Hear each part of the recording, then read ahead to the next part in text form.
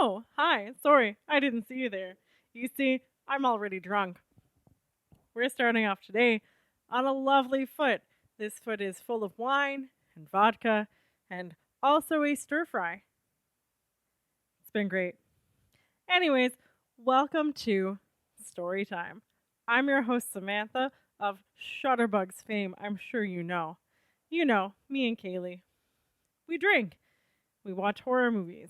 But today, I'm going to drink and tell you a story. This week's story is called Painted into a Corner, and it's by the one and only Joseph Finnegan. So sit back, grab as much vodka as you can handle, and join me in this spooky tale.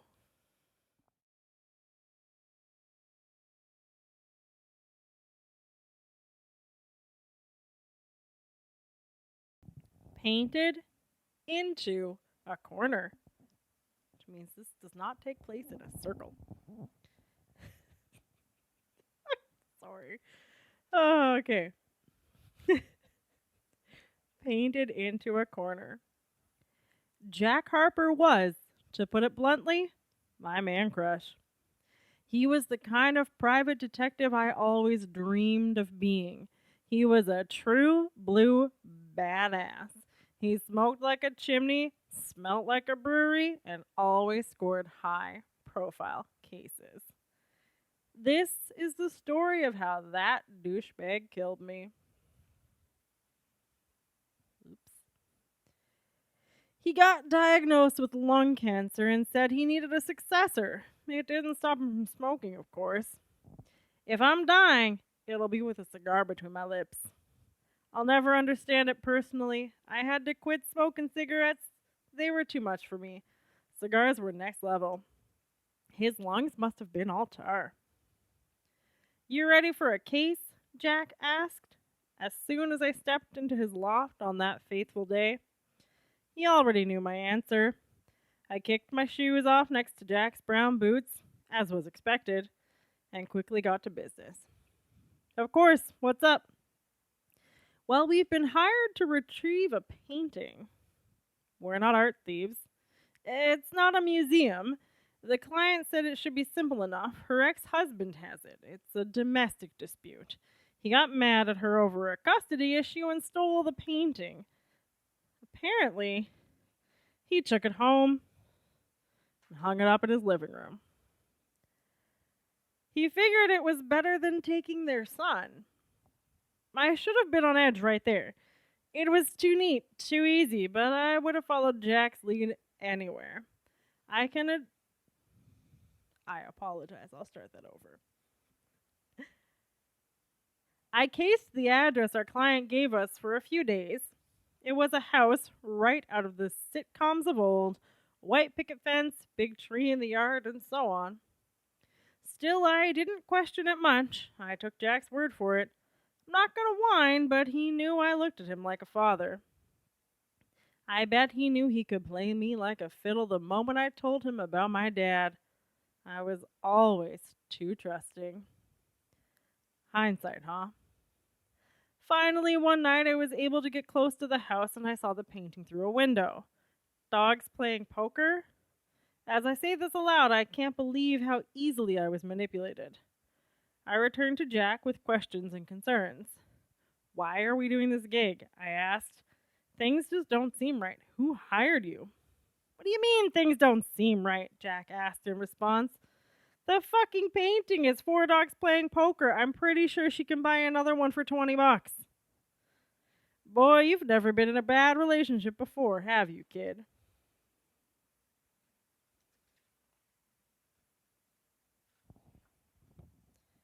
Kaylee got the good paper. What does that have to do with anything? It's spite. He took it to spite her, and she wants it back to spite him. Well, what am I supposed to do here? Just break in? Yes, Jack barked with authority. It's not that fucking hard. Wait until the jamoke is gone, pop in, grab it, and head back here so we can get paid. That's it. Just break in, and if I get caught, don't. obviously, but what if? Jesus Christ, if I would have done this already at your age, we need the cash. Go finish the job.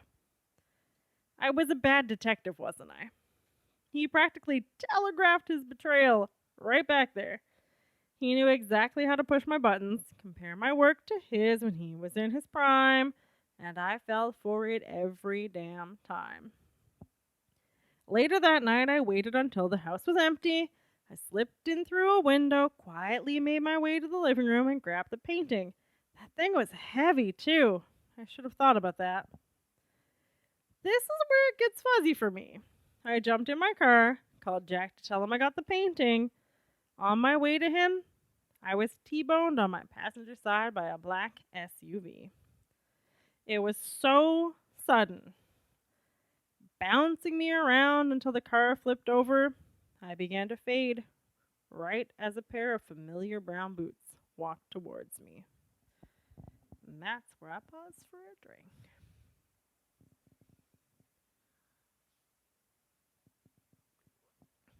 Hold tight. I awoke alone in my overturned car. I knew I had a concussion.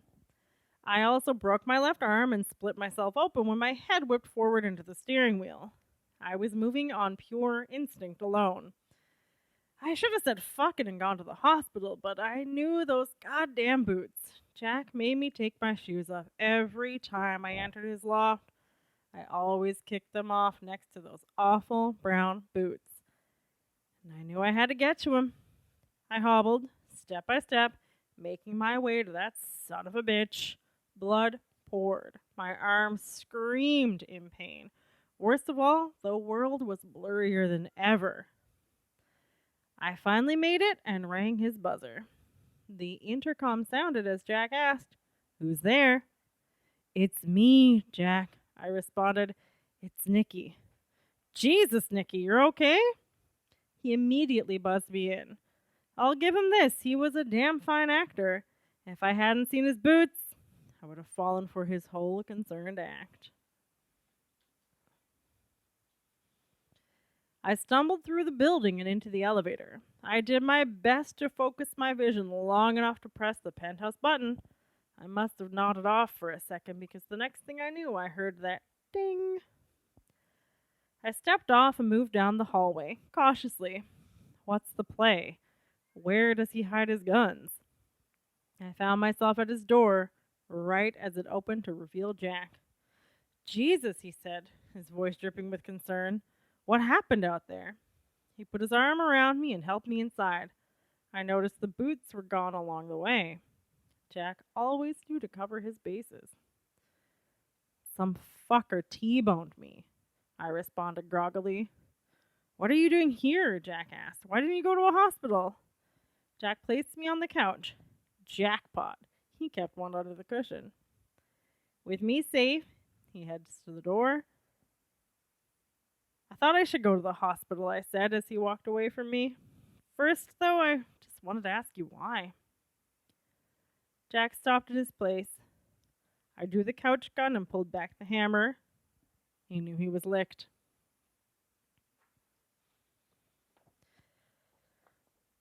"You should have gotten closer," I said. "Finished me off.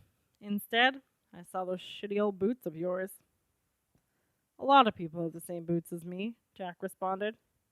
"That's what you're going with? Just tell me why." "Money, kid. That's it. Nothing personal. I had the take from an old job in that painting.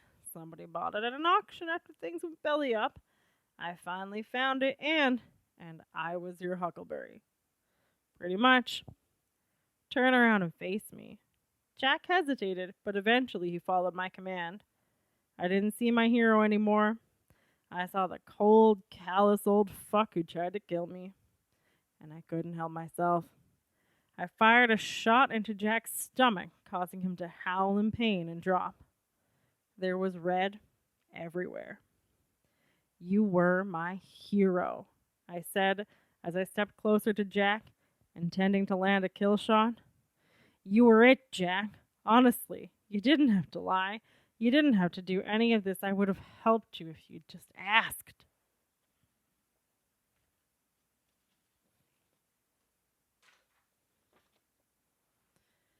Within range, I raised my gun to deliver the final shot. I should have checked Jack, because right at that exact moment, he drew the weapon tucked into his belt. 2 shots in one moment. One to my head, one to his. I'll see you in hell, Jack Harper. Let us have but one more sip of this vodka skull drink. That's good shit. Thank you all for tuning in. That was quite a tale. I'm glad I finally got to read the whole thing. Don't forget to give us a thumbs up or whatever you do on whatever app we're on, and give us a listen. Check out Shudder Bugs. Check out more of our hilarious videos, and stay tuned for more, because there just might be more. I'm gonna go finish getting drunk. Good night.